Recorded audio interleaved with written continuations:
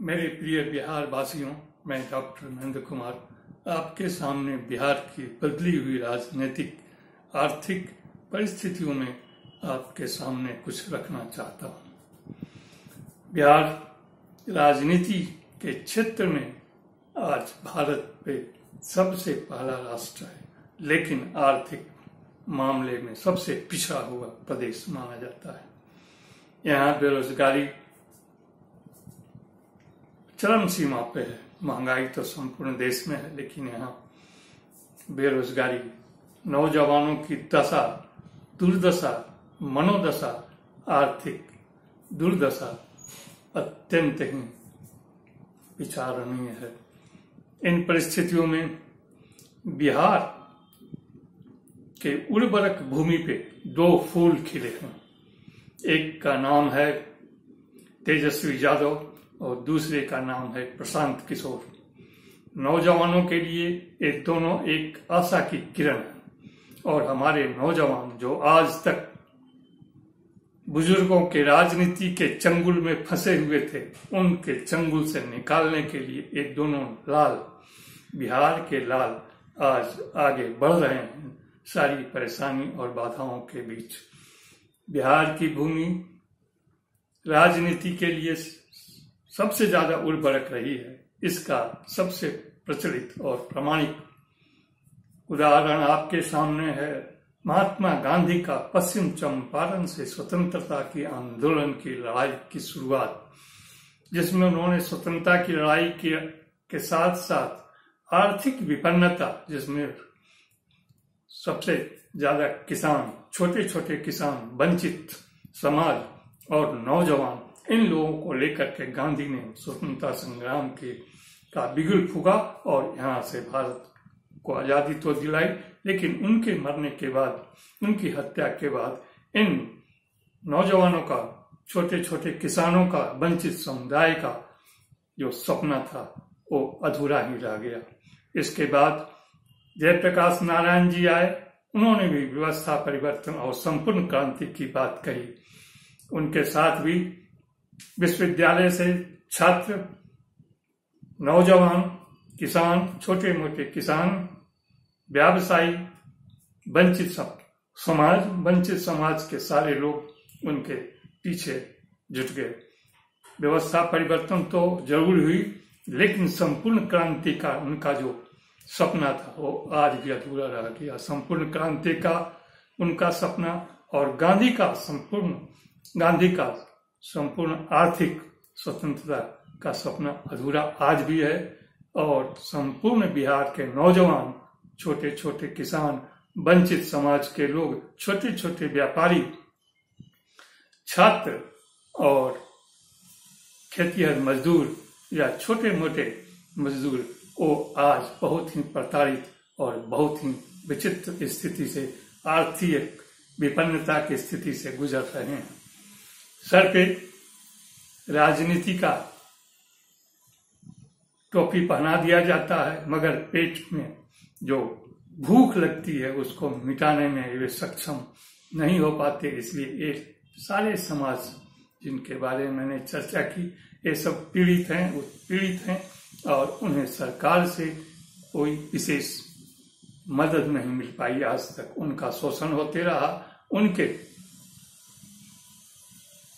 विचारों का उनमें उन्माद जगाकर धर्म के नाम पे, जाति के नाम पे उनसे वोट लिया जाता रहा। उनको कहा जाता रहा कि भैया मुझे कुर्सी पे बैठाओ, मैं तुम्हारी समस्या का हल निकालूंगा। लेकिन आज तक नौजवानों की समस्या का हल इसलिए नहीं निकला कि नौजवान, उनके समुदाय से आने वाले नौजवान वो आगे बढ़कर बहुत कुछ कर पाने में सक्षम नहीं थे। लेकिन जो भी गांधी के स्वतंत्रता संग्राम से निकले हुए थे लोग, और बाद में जो दुर्दशा नौजवानों की हुई वो भी देखने के लायक है।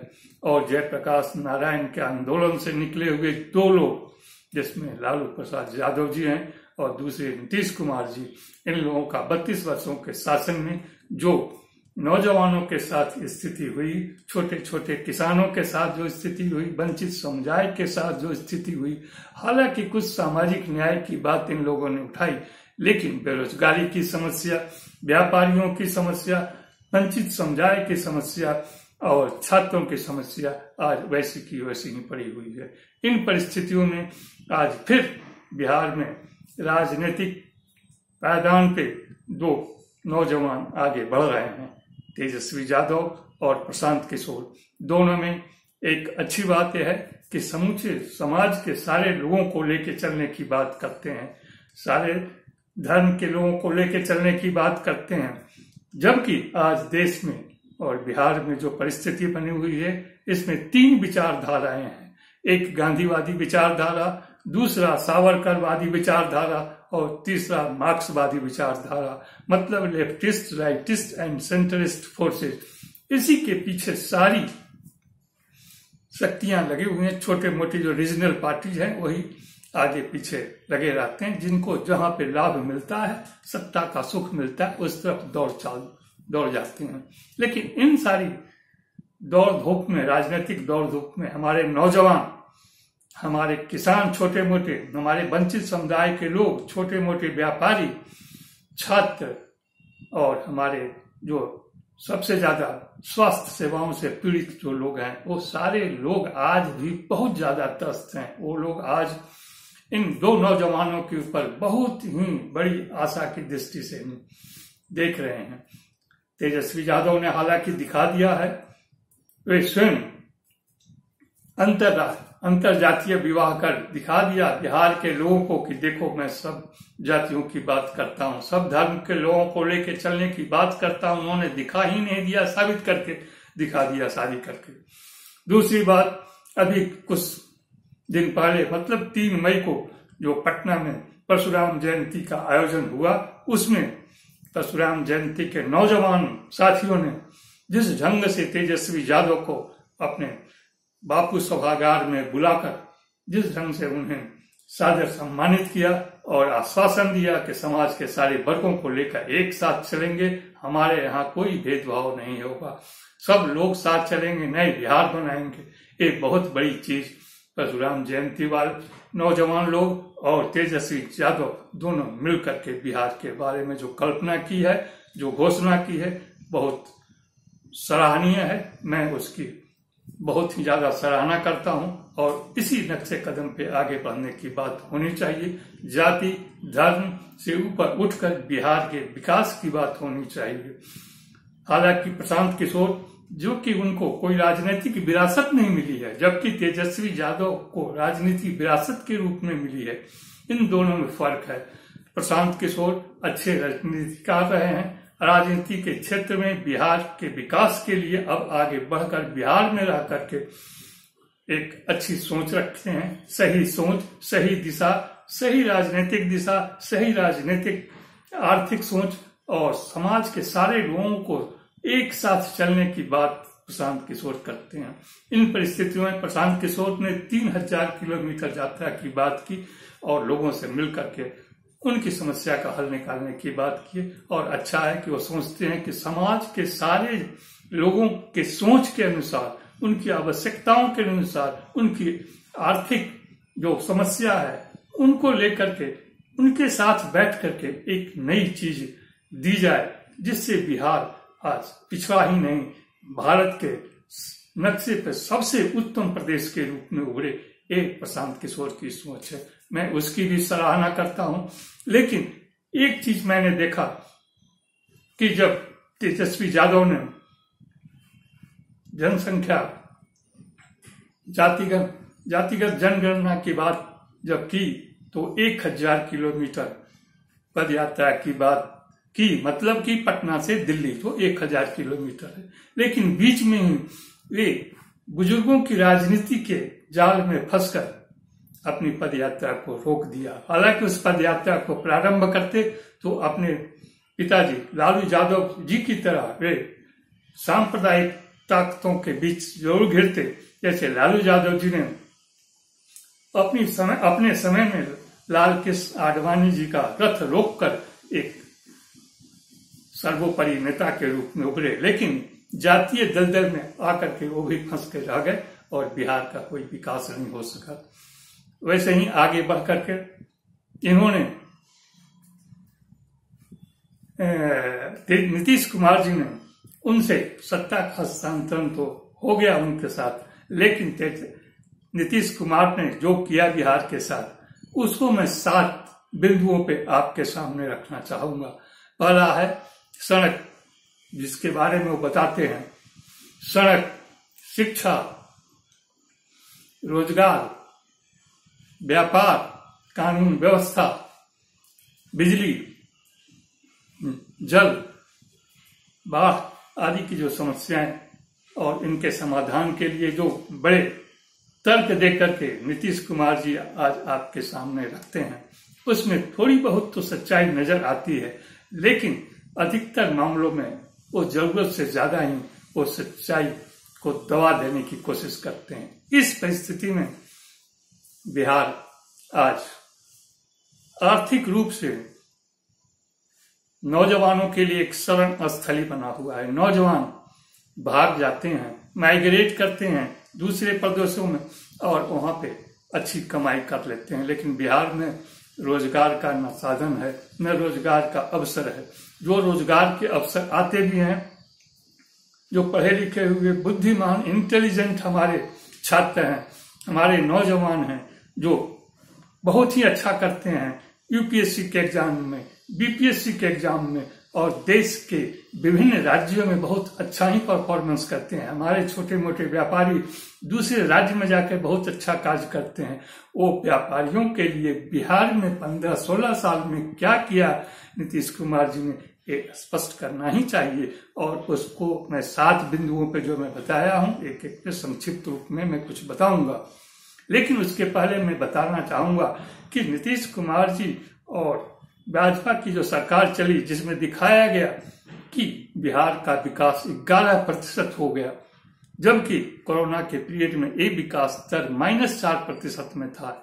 अब ऐसी परिस्थिति में लोग ये सवाल उठाते जरूर हैं, खासकर अर्थशास्त्री, कि अब बिहार का विकास 11% कैसे हो गया, जबकि कोरोना का समय था, बहुत सारे लोग मर रहे थे कोरोना की बीमारी से और घर में लोग बंद थे। ऐसी परिस्थिति में हमारे बिहार के नौजवान मजदूर दूसरे प्रदेशों में जाके अपने जीवन यापन के लिए अपना काम कर रहे थे।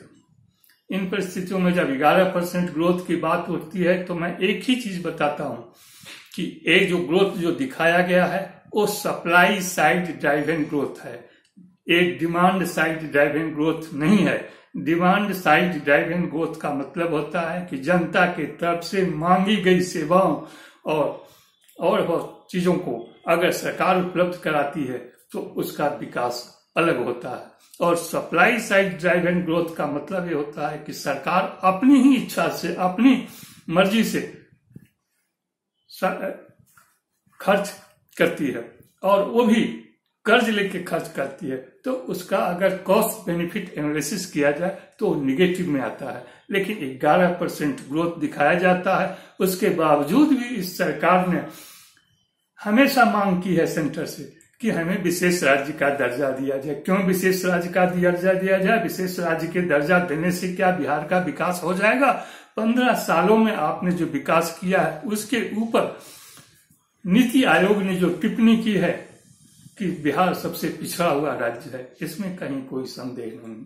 और जहां तक भ्रष्टाचार का मामला है, तो पिछले 15 सालों में जो सीएजी का रिपोर्ट आया है, उस रिपोर्ट को अगर देखा जाए तो बिहार में चाहे सड़क हो, भवन निर्माण हो या नल जल योजना हो या जो कुछ भी हो, जो भी विकास की बात हो, स्वास्थ्य के क्षेत्र में, शिक्षा के क्षेत्र में, इसमें बहुत ज्यादा वित्तीय अनियमितता अपनाई गई है। सीएजी का रिपोर्ट बताता है और नीति आयोग ये बताता है कि पिछले 15 सालों में जो विकास हुआ है उसमें बिहार बहुत ही पिछड़ा हुआ प्रदेश रहा है।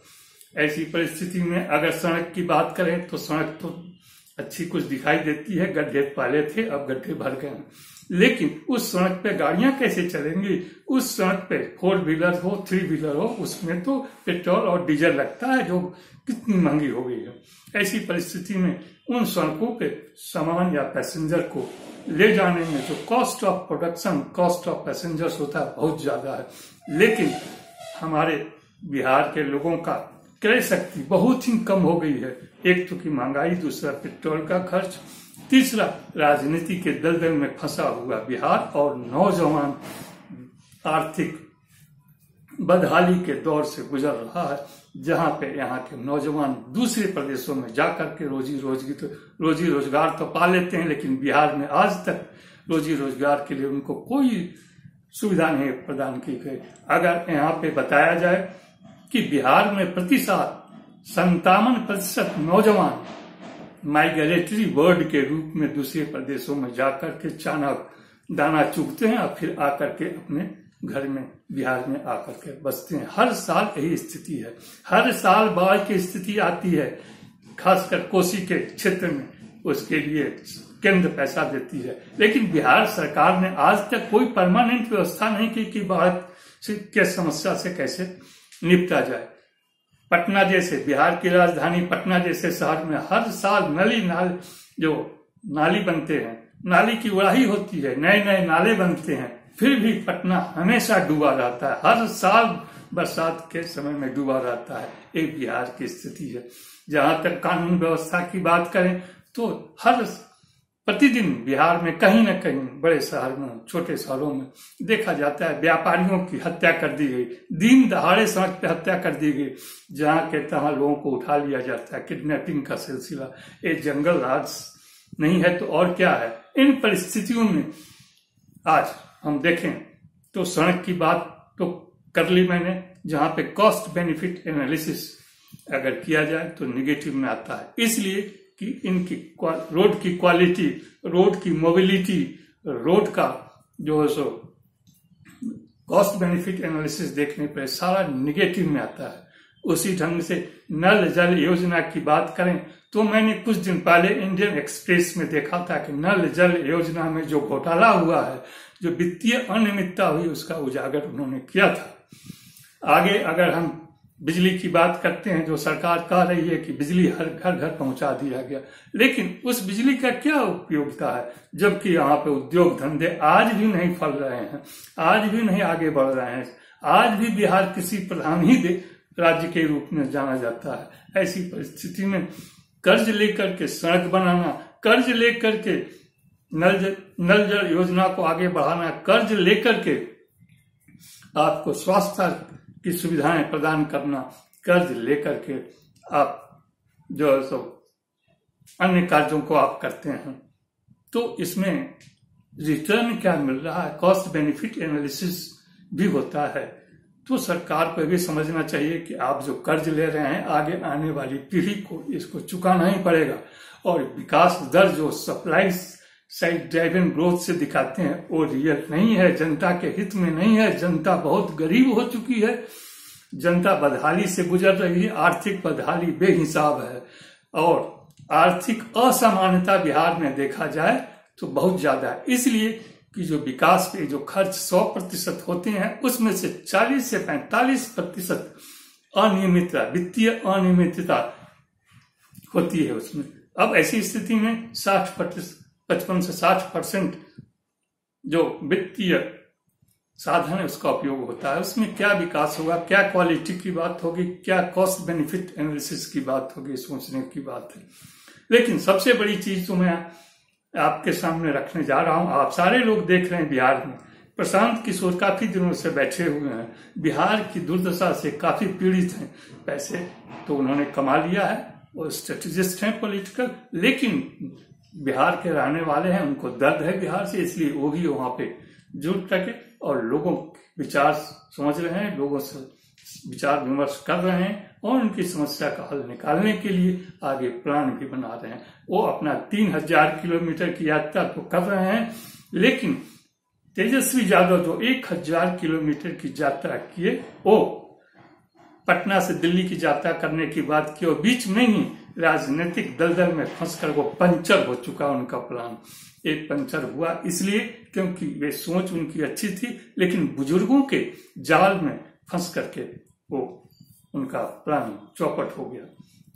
तो ऐसी स्थिति में मैं यही बताऊंगा, शिकारी आएगा, दाना डालेगा, जाल बिछाएगा, लोग उसमें फंसना नहीं। तो एक बुजुर्ग राजनेता बिहार के यही करते हैं, क्योंकि इनको अपनी कुर्सी प्यारी है, इसलिए लोग इनको कुर्सी कुमार के रूप में भी लोग कहा करते हैं। लेकिन मेरे तेजस्वी यादव जी और प्रशांत किशोर जी दोनों से नम्र निवेदन है कि बिहार के आर्थिक खुशहाली के लिए जो सपना महात्मा गांधी का था, जो सपना जयप्रकाश नारायण जी का था, उस सपने को पूरा करें और बिहार के नौजवानों को, बिहार के छोटे छोटे किसानों को, बिहार के वंचित समुदाय के लोगों को, बिहार के व्यापारी, छोटे मोटे व्यापारियों के ऊपर जो जुल्म हो रहा है उसे दूर करने का आप पुरजोर कोशिश करें। जनता, बिहार के नौजवान सब आपके पीछे हैं, आपके ऊपर बड़ी आशा और उम्मीद की रखे हुए हैं। इन परिस्थितियों में आप लोगों से बहुत उम्मीद है। अब आप लोगों को यही बताऊंगा कि जाति धर्म के बंधन से तो आप लोग ऊपर हैं, जो साबित कर ही दिया है। लेकिन अगर इस ढंग की कोई बात होती है तो बिहार के विकास के लिए मैं एक ही चीज बताता हूं, ठोकर मार फोड़ दे उस बर्तन को जिस बर्तन में छेद रहे, वह लंका जल जाए जहां भाई भाई में भेद रहे। आगे फिर एक कविता के बाद अपनी बात समाप्त करता हूं। वो एक चीज है, भूख लगी है रोटी दो, भूख लगी है रोटी दो, कितनी कड़ी मगर कितनी सच्ची है यह आवाज, कहां तक रोक सकेगा कोई शाही ताज, सच है लोग भूखे हैं तो भूख मिटानी ही होगी, रोटी जहां मिले रोटी तो लानी ही होगी, इस समाज की एक दवा है आग और उत्क्रांति, शांति शांति ओम शांति। इन शब्दों के साथ मैं बिहार के नौजवानों की दुर्दशा, आर्थिक बदहाली, किसानों की आर्थिक बदहाली, वंचित समुदाय की आर्थिक बदहाली, व्यापारियों का आर्थिक शोषण और ऐसी परिस्थिति में कानून व्यवस्था का लचर पचर होना और इन लोगों को कोई भी राहत नहीं मिलना और झूठे विकास का वायदा और विकास का बात करना और जातीय जनगणना, जनसंख्या की जनगणना, धार्मिक आधार पे एक दूसरे का शोषण करना, धार्मिक भेदभाव पैदा करना एक बिहार के आर्थिक विकास के लिए उचित नहीं है। इससे ऊपर हमें उठना ही पड़ेगा, तभी समाज का और बिहार का भला होगा। धन्यवाद आप दोनों नौजवान नेताओं को, तेजस्वी यादव और प्रशांत किशोर को। आपसे बहुत उम्मीद है, हम खास करके आप लोगों के पीछे सदैव खड़े पाएंगे। आप लोग हमें सदा अपने पीछे खड़े पाएंगे। आप नौजवान हैं, मैं नौजवान नहीं हूं, लेकिन अपनी जो क्षमता है उस क्षमता के साथ आप लोगों के सपना को पूरा करने के लिए बिहार को